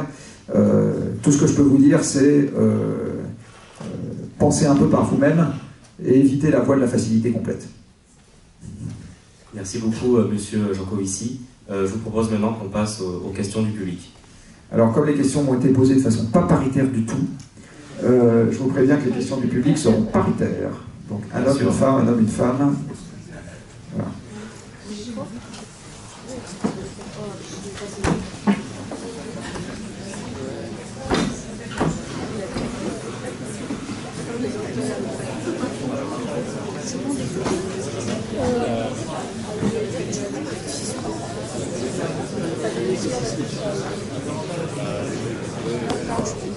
Oui, je vous préviens que j'ai imposé cette règle parce que sinon j'ai des questions de garçons. Donc, ah, il faut que ce soit une fille qui ouvre le bal, donc il va falloir qu'il y en ait une qui se dévoue, hein, je vous préviens. Sinon, il n'y a pas de questions. Oh, ouais.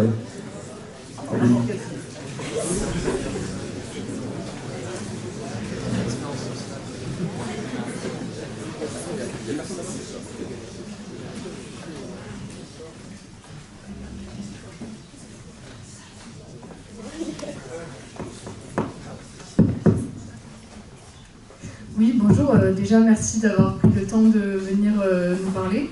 J'aimerais vous poser une question à propos de la fusion nucléaire. Du coup, est-ce que vous pensez que ça pourrait être un moyen qui se développe, enfin, parce qu'on va finir par y arriver, c'est quand même une question de temps.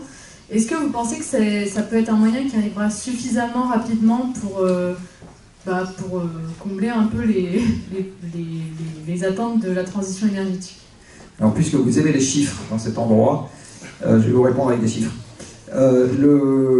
La vitesse à laquelle il faut baisser les émissions planétaires si on veut tenir la limite de la hausse de 2 degrés d'élévation de température moyenne par rapport à ce qu'on appelle l'époque pré-industrielle, c'est-à-dire en gros 1850, il faut que les émissions baissent de 5% par an, tous les ans, à partir de maintenant dans le monde. Tous les ans, 5% par an. Il faut que d'ici à 2050, donc d'ici à ce que vous ayez même pas mon âge, les émissions planétaires aient été divisées par 3. D'ici à 2050, on n'aura pas le quart de la moitié d'un réacteur à fusion industriel. De toute façon. Donc c'est hors du scope si on veut baisser les émissions rapidement aujourd'hui pour des questions d'échelle de temps. Alors si je vous réponds en termes d'échelle de temps, j'avais visité le département de la fusion de Cadarache, ça devait être au début des années 2000, et le directeur du département de la fusion m'avait dit en rigolant, chez les physiciens, quand on commence à donner un horizon de temps qui est supérieur à 30 ou 40 ans, ça veut dire qu'on n'a pas la moindre idée du moment où ça arrivera peut-être. D'accord ? Et il m'a dit, il y a 50 ans, on disait la fusion, ce sera pendant 50 ans, et je pense que dans 50 ans, on dira toujours la fusion, c'est pendant 50 ans. Il m'avait dit ça en rigolant.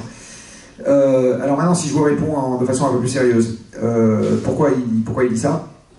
Aujourd'hui, on a un tokamak en construction, un gros ITER à Cadarache. ITER n'est pas un réacteur électrogène.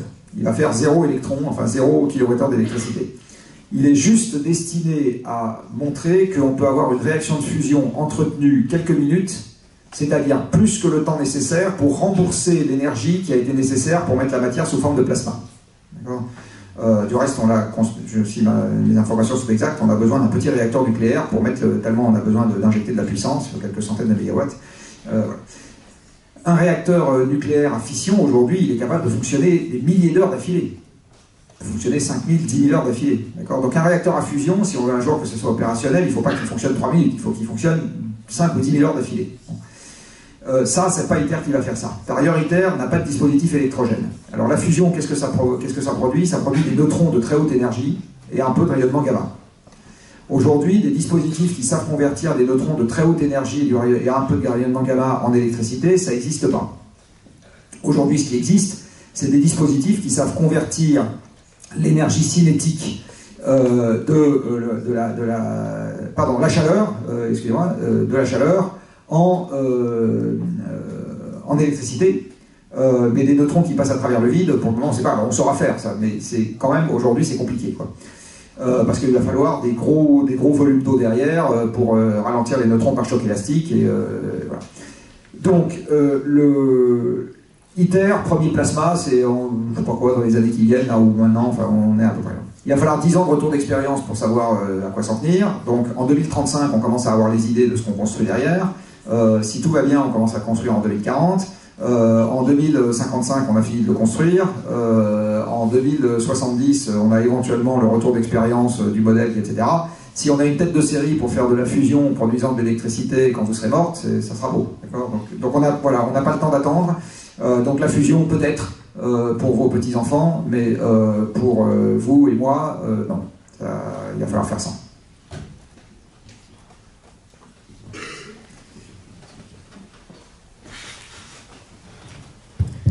Je ne vois toujours que des mains d'hommes. Bonsoir. Oui, oui. Bonsoir, monsieur Jancovici. Bon, encore une fois, merci d'avoir pris le temps de venir jusque sur le plateau de Saclay. Le rapport Pisani-Mahfouz, commandé par Madame Elisabeth Borne sur les conséquences macroéconomiques de la transition environnementale, mettait notamment en avant le fait qu'il était possible de concilier sobriété et croissance verte. Je voulais savoir ce que vous en pensiez. Alors je pense que c'est facile de le concilier quand c'est une hypothèse dans le modèle. Pourquoi est-ce que c'est une hypothèse dans le modèle? Tous les modèles économiques, en fait, dans les modèles économiques, le PIB n'est pas une variable endogène, c'est une variable, c'est une variable faussement endogène. C'est une variable endogène, c'est-à-dire générée par le modèle, sur la base de deux hypothèses exogènes qui sont la taille de la population active et la productivité du travail. Or, dans toutes les simulations économiques, la population active est censée augmenter, puisque la population augmente, et la productivité du travail est censée augmenter, puisqu'elle a toujours augmenté. Donc le PIB va augmenter, fermez le banc. Et c'est indépendant de toute hypothèse que vous pouvez faire sur la disponibilité en ressources. C'est aussi con que ça. D'accord ? Je me rappelle très bien, parce que je connais assez bien un des auteurs du modèle qu'on appelle les Integrated Assessment Models dans le domaine climatique, les IAM. L'IAM du CIRED, qui s'appelle IMACLIM. Et je connais assez bien un de ces auteurs qui aujourd'hui travaille chez EDF, du reste, et qui était venu faire il y a très longtemps un exposé chez Carbone 4, du reste à Carbone 4, sur ce qu'était IMACLIM. Donc il avait expliqué comment fonctionnait son truc, etc.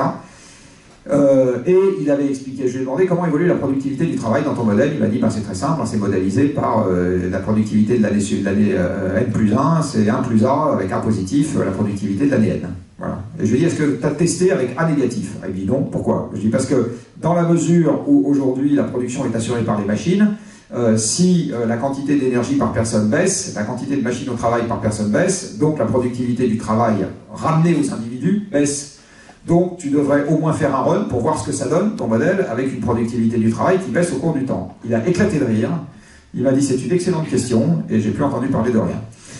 Donc je n'ai jamais vu un papier académique publié avec la productivité du travail supposée baisser, et en fait quand vous prenez un raisonnement d'ingénieur et pas un raisonnement d'économiste, vous vous dites aujourd'hui ce qui fait la production, parce que ça c'est un fait, c'est les machines, donc si l'énergie par personne doit baisser, la production par personne baisse. Et du reste, quand vous regardez les débats dans le monde économique aujourd'hui, vous commencez à avoir un certain nombre de gens qui se disent « Ah tiens, la productivité du travail n'augmente plus, il y a des moments où on a l'impression qu'elle va, etc. Qu'est-ce qui se passe ?» Alors en fait, elle continue à augmenter un peu, parce que le PIB augmente un peu, comme je l'ai expliqué tout à l'heure, mais en fait c'est totalement conventionnel, parce qu'on ne sait plus ce que ça mesure vraiment aujourd'hui. La réalité, c'est que je pense qu'il faut regarder ce que donnent ces modèles, avec... je vois pas pourquoi on ne le fait pas. Je veux dire, à partir du moment où c'est une hypothèse exogène, qu'est-ce qui vous empêche de postuler que l'hypothèse exogène va aller dans l'autre sens? Rien. Juste l'envie que vous en avez. Voilà. Donc en fait, personne n'a envie de ça, donc on ne le teste pas. Et c'est aussi bête que ça. Donc, je le répète, le PIB n'est pas complètement exogène, mais il est très très largement exogène quand même, dans la mesure où c'est juste un produit de deux trucs qui sont exogènes et qui augmentent. Et dans le rapport Pisani-Mahfouz, il y avait quand même une conclusion intéressante, nonobstant cette hypothèse-là qui était totalement farfelue.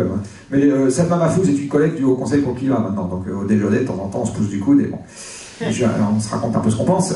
Mais la conclusion intéressante qu'il y avait dans ce rapport, c'était qu'il fallait bien comprendre que la décarbonation était un investissement non productif et donc qu'elle allait générer de l'inflation. Donc ça, au moins, ils ont eu l'honnêteté de le dire. Ce qui est bien. C'était très honnête.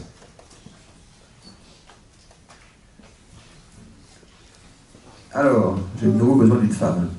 Ah oui, non, j'ai vu que les deltoïdes des hommes sont très musclés ici, ça, il n'y a pas de problème.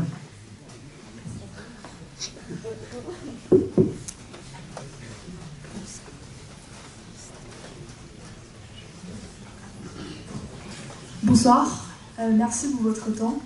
Moi, je voulais savoir, la transition énergétique, c'est une question qui nécessite de la coopération internationale. Mais comment encourager les pays pas encore développés ou en cours de développement à produire autrement, donc à accepter des contraintes et à ralentir leur croissance, alors que tous les pays riches se sont développés grâce aux énergies fossiles, sans contraintes, etc. Alors, comme disent tous les personnages politiques qui ont besoin d'un peu de temps pour réfléchir, c'est une excellente question et je vous remercie de l'avoir. C'est effectivement une excellente question. Il y a une première réponse qui est une réponse, j'ai envie de dire, en creux, c'est-à-dire ce qu'il ne faut pas faire. À partir du moment, alors moi il y a un parallèle que j'aime bien prendre, une composante dans l'équation qui est que les gens qui consomment beaucoup d'énergie doivent donner l'exemple, de toute façon. Alors, qui y a dans les gens qui consomment beaucoup d'énergie? Tout le bloc occidental, mais aujourd'hui, il y a aussi la Chine. Quand vous regardez aujourd'hui les émissions de CO2 par personne en Chine, elles sont équivalentes à ce qu'elles sont en France, et la Chine n'est plus l'atelier du monde. On a regardé à Carbone 4 les imports-exports de la Chine. En fait, il fut un temps où la Chine exportait une partie de son carbone, c'est-à-dire que les émissions chinoises servaient pour partie à alimenter le reste du monde en biens manufacturés. Maintenant, c'est plus le cas, c'est-à-dire qu'ils continuent effectivement à beaucoup exporter, mais ils sont devenus aussi de gros importateurs. Donc l'équation n'est plus que c'est un exportateur net de carbone, c'est plus vrai. Tout simplement parce que comme le pouvoir d'achat a augmenté en Chine, ils sont mis à importer aussi des trucs qu'ils n'avaient pas. Donc voilà, ils importent des sacs à main, du camembert, du champagne, des voitures allemandes, enfin bon, ouais. Enfin moins des voitures allemandes maintenant, ce qui va poser un problème aux Allemands. Voilà, donc les pays qui consomment beaucoup doivent être les premiers à baisser. Après, il y a un certain nombre de baisses qui sont dans notre intérêt égoïste. Donc j'ai dit tout à l'heure, dans la première question qui m'a été posée, qu'aujourd'hui en Europe, alors ça c'est vrai pour l'Europe, c'est pas vrai pour d'autres régions du monde, mais en Europe, nous sommes déjà face à une diminution subie de l'approvisionnement fossile. Donc il y a des mesures qui aujourd'hui sont déjà sans regret. Dit autrement, quoi que fassent les Indiens, les habitants du Myanmar, les Brésiliens et les habitants du Sénégal, de toute façon, nous on est parti pour avoir de moins en moins d'énergie fossile de façon contrainte. Donc de toute façon, on a intérêt à inventer ce qui permet de s'en passer. Alors il y a des choses qui sont faciles là-dedans. Par exemple, remplacer tout le chauffage que nous avons en France au fioul et au gaz par des pompes à chaleur et des réseaux de chaleur, c'est facile. Ça pose pas de problème. Les réseaux de chaleur pouvant eux-mêmes être alimentés par des pompes à chaleur industrielles, grosses, haute température, tout ça marche très bien. Dans la mobilité, électrifier la mobilité, ça permet d'économiser en gros 3 fois, ça permet de diviser la quantité d'énergie disponible par un facteur 3. Tout simplement parce que le rendement d'un moteur thermique, il se balade entre 20 et 40%, le rendement d'un moteur électrique est de 80%. Donc le fait d'électrifier, ça permet d'avoir besoin de moins d'énergie à l'arrivée. Donc voilà, bon bref, il y a tout un tas de trucs qu'on peut faire, et puis par ailleurs, électrifier, ça permet d'avoir moins d'oxyde d'azote, moins d'ozone, ça ne permet pas d'avoir beaucoup moins de particules fines, parce que les particules fines, c'est les pneus, les plaquettes de frein et la remise en suspension des particules qui se baladent partout.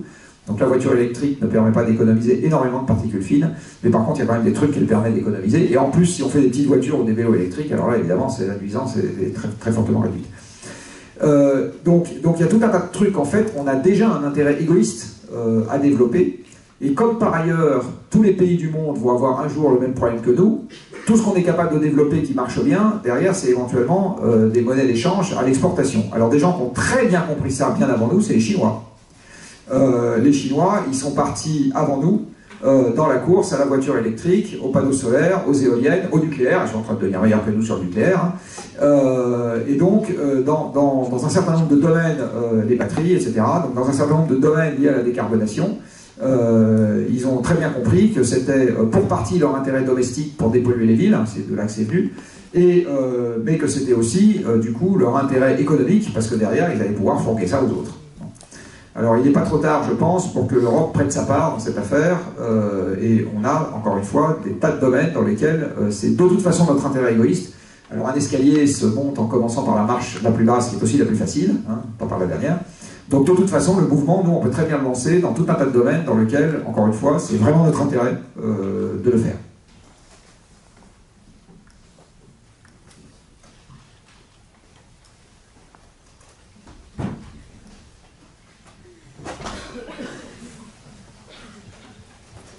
Ah, alors si on fait un amphi à chaque fois, je vous fais remarquer un truc, c'est que du coup ça va faire tous les hommes là, toutes les femmes là. À un moment il faudra switcher. Bonsoir Monsieur Jancovici. Moi je voudrais souhaiter savoir quelle était votre position par rapport à la démographie quant à la décarbonation, s'il vous plaît. Alors je n'ai pas de position par rapport à la démographie. J'ai une position, j'ai envie de dire, purement factuelle. Qui est de dire qu'aujourd'hui on est... alors j'ai un truc que j'ai déjà dit souvent, mais bon, c'est une évidence, qu'on ne peut pas avoir 8 milliards de terriens qui vivent comme un smicard français d'aujourd'hui, ça passe pas, au niveau des limites planétaires. Une fois que j'ai dit ça, j'ai rien dit. Voilà, je ne propose pas d'aligner les gens contre un mur et de sortir avec Kalachnikov. Hein, donc, voilà, une fois que j'ai dit ça, j'ai rien dit. Dans les pays occidentaux, de toute façon, j'ai envie de dire le problème est en train de se régler tout seul, et même dans un certain nombre d'autres pays, parce que là, il y a déjà beaucoup de pays où le taux de renouvellement de la population n'est plus assuré. Il semblerait que quand les gens commencent à être à l'aise et à faire travailler les machines à leur place, ils ont moins envie de faire des enfants. Voilà, ils ont peut-être plus envie de faire leur nuit, alors je ne sais rien. Donc c'est ce qui est en train de se passer. Moi, j'ai pas de... De toute façon, même si j'avais un avis, il n'aurait aucune portée opérationnelle. Qu'est-ce que vous voulez qu'est-ce que je peux préconiser comme mesure où on contrôlerait la démographie mondiale? Il n'y en a pas. La seule chose que je peux dire, elle porte sur un domaine qui est l'aide au développement en France. Et ça, je me situe dans les pas d'un prêtre jésuite. Donc, si lui, il l'a dit, moi, je suis tranquille, je peux le dire. Qui s'appelle Gaël Giraud, et qui avait dit que l'aide au développement devrait être très fortement concentrée sur 3 mesures, qui sont en fait des mesures extrêmement utiles dans les pays à très forte démographie encore, qui sont l'émancipation des femmes, alors éducation, autonomisation, ce que les Anglais appellent empowerment, j'aime bien le terme, il n'y a pas vraiment d'équivalent français, les femmes maîtrisent mieux leur destin, on va dire. L'accès aux moyens de contraception et les régimes de solidarité. Dit autrement, tout ce qui fait que vous ne comptez pas uniquement sur vos enfants pour assurer vos vieux jours ou pour vous nourrir si vous êtes malade. Donc à partir du moment où on met en place ce genre de mesures, on constate que ça a un impact à la baisse sur le taux de natalité, et c'est une baisse choisie. On ne peut pas dire qu'on force les gens à avoir moins d'enfants quand on permet aux femmes d'être plus émancipées, quand on les éduque mieux, quand on offre l'accès à la contraception. Avec la difficulté qu'il y a un certain nombre de pays dans le monde encore où ça pose des problèmes d'ordre moral, mais voilà. Et quand on met en place l'équivalent, j'ai envie de dire, d'une sécurité sociale et de régime de retraite. Voilà, donc ça, c'est des mesures qui sont, je pense que l'aide au développement française pourrait utilement être plus active sur ce genre de choses. Mais une fois que j'ai dit ça, j'ai dit à peu près tout ce que j'avais à dire. Question d'une femme dans cet amphi.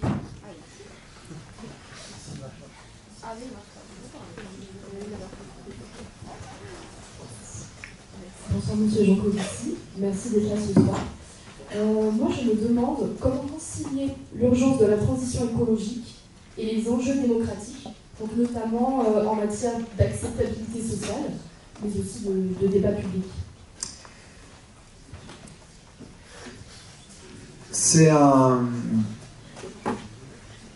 Alors en démocratie, je l'ai dit tout à l'heure, la démocratie est pour partie un système remontant, c'est-à-dire qu'on peut appliquer à la démocratie la maxime qui est que c'est difficile de faire boire un âne qui n'a pas soif. Alors c'est dans une certaine limite seulement, parce que de temps en temps, vous arrivez quand même à anticiper ce qui va se passer dans la population.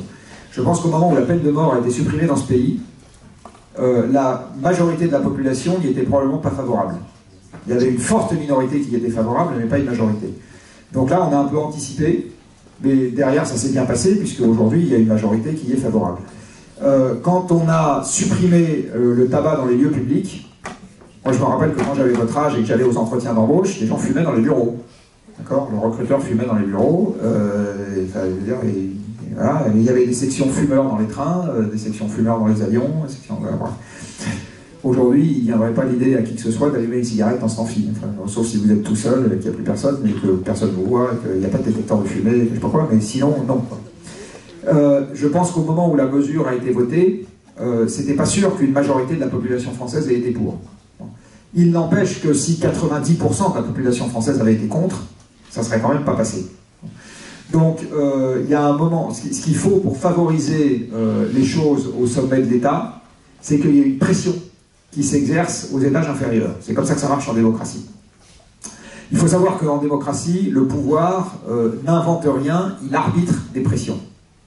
C'est comme ça que ça se passe. Donc les cabinets ministériels, les cabinets élyséens, les maires de grandes villes, etc., ils voient défiler tous les jours des gens qui leur réclament des trucs. Un parti politique n'invente rien par lui-même. Un parti politique, c'est juste un outil pour conquérir le pouvoir. C'est une éponge à idées. C'est-à-dire que les idées dont il s'empare, elles sont nées ailleurs que dans le parti politique. D'où l'importance des think tanks et autres endroits de ce genre-là, qui sont en fait les vraies sources d'inspiration. Alors, il en existe de toutes sortes, hein, voilà, qui sont derrière les vraies sources d'inspiration des programmes politiques. Donc, l'histoire, elle démarre toujours dans la société civile, avec des gens qui vont réclamer des trucs, qui vont essayer de pousser des trucs, etc. Et en fonction de leur efficacité, de la façon dont ils arrivent à se faire entendre, etc., finalement, ça finit par se traduire dans la politique publique. C'est comme ça que ça se passe.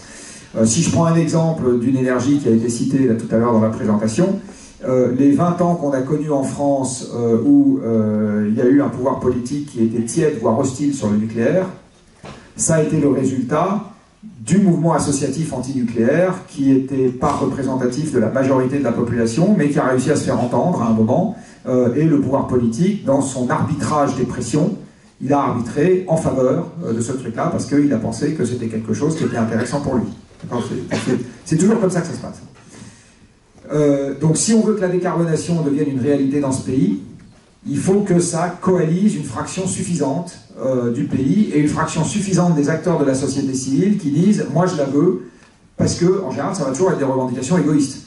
Donc c'est les producteurs de vélos qui vont dire « moi je la veux » parce que, les constructeurs de pistes cyclables qui disent « moi je la veux parce que », les opérateurs de train qui disent « moi je la veux parce que », EDF qui dit « moi je la veux parce que », aidé avec Orano, etc., et Framatome.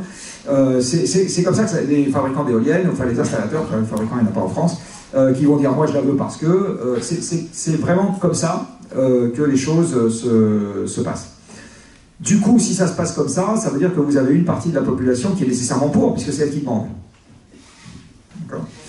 Et tout le sujet, c'est de savoir comment est-ce que cette partie qui est pour arrive à convaincre la partie qui est contre, pour que soit ils deviennent pour, soit au moins ils ne résistent pas trop fort au moment où la chose va se faire, en se faisant confiance sur le fait qu'une fois que ça aura commencé, ils finiront par se dire finalement c'est pas si mal. C'est comme ça que les choses doivent. Et du coup, ça répond également à votre question sur le débat démocratique. À partir du moment où c'est quelque chose qui vient de la société civile pour une large partie, ça veut dire qu'il s'est déjà passé quelque chose au niveau de la société civile.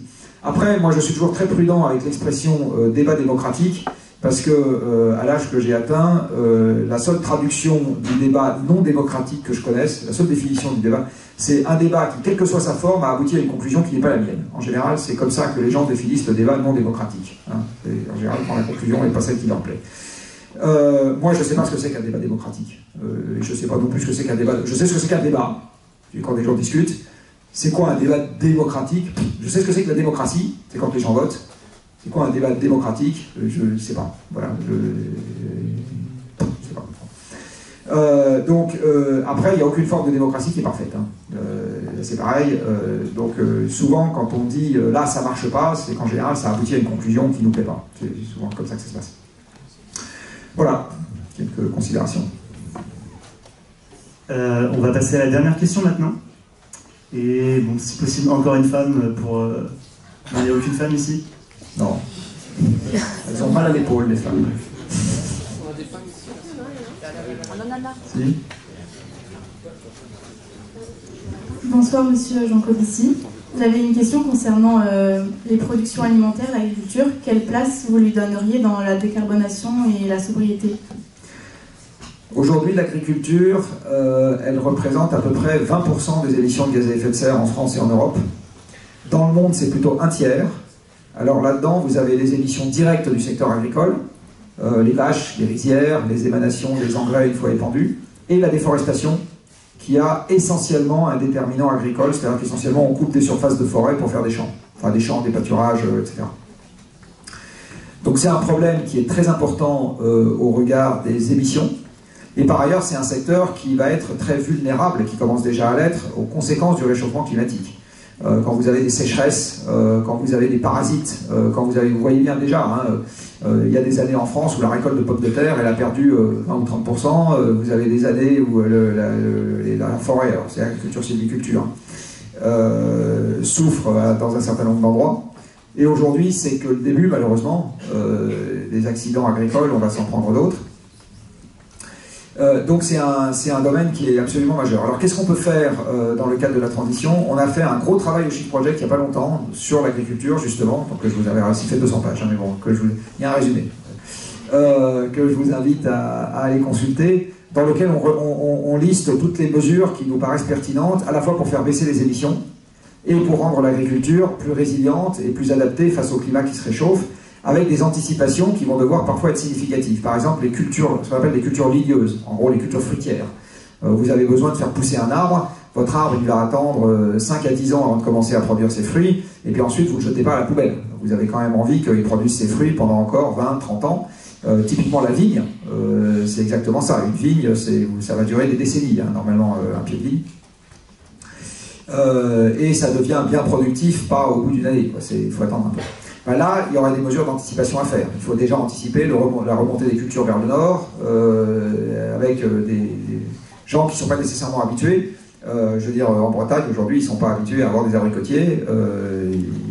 Alors aujourd'hui, il se trouve que le cheptel bovin, il est déjà en train de baisser en France, pour une raison qui n'a rien à voir avec le climat, tout simplement parce que les éleveurs n'arrivent pas à trouver de relève. Parce que éleveur, c'est moins rigolo qu'étudiant à l'ENSAE. Il faut se lever à 5 h du matin tous les jours, vous avez beaucoup moins de vacances, vous gagnez pas très bien votre vie, ça fait partie des agriculteurs qui sont les moins bien rémunérés.